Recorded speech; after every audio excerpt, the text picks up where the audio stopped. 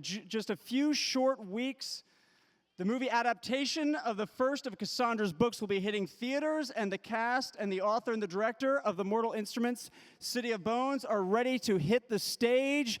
So let's bring them out. Guys, give a warm welcome for the director of City of Bones, Harold Zwartz, coming out from right over there, and he's got a big camera in his hand, too. Smile, say cheese for Harold, everyone. Say cheese. The man who likes to get the party started playing Magnus Bane, Godfrey Gau's coming out from right over there.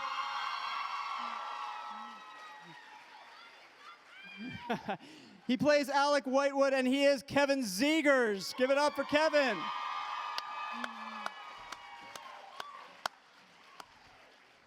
Playing Simon Lewis, we have Robert Sheehan is coming out. Right there, stage left.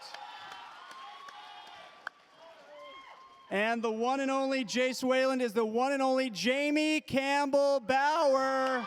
Right over there. Please give a warm Hall H welcome to the author of the Mortal Instruments, Cassandra Clare.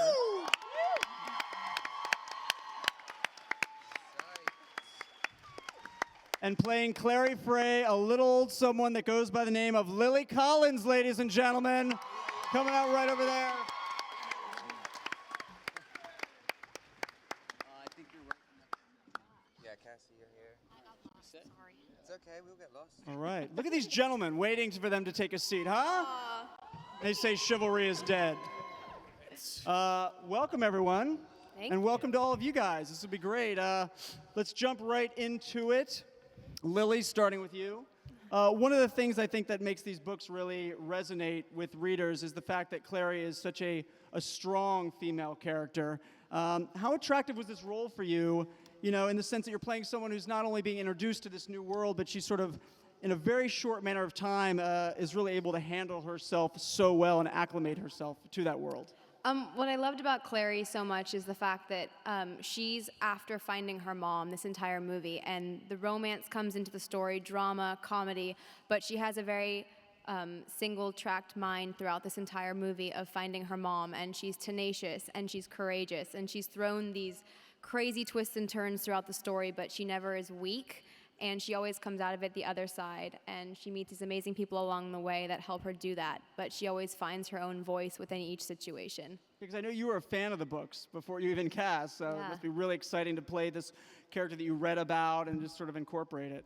Yeah, I was a fan of the books before I was cast, and to be a fan cast as a literary heroine that I admired was a dream come true, and to have Cassandra sign off on me as her redheaded heroine was a total honor. Yeah.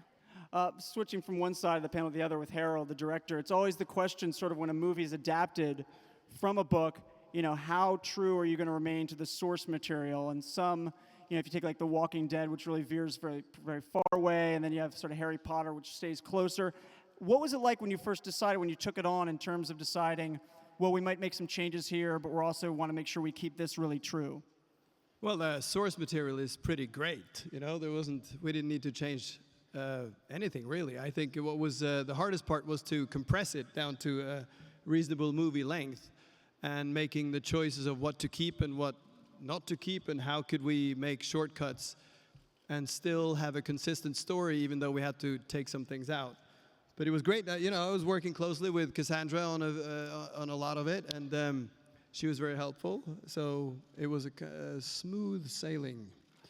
Cassandra, as you rehydrate there up here on the Comic-Con stage, it's important. It's been a long day, a lot of interviews, a lot of signings. But Harold just talked about that. Some writers, when their films are adapted for movies or TV, people are very involved. Some people don't want to be involved. Some people are sort of somewhat. What was your sort of role here? I want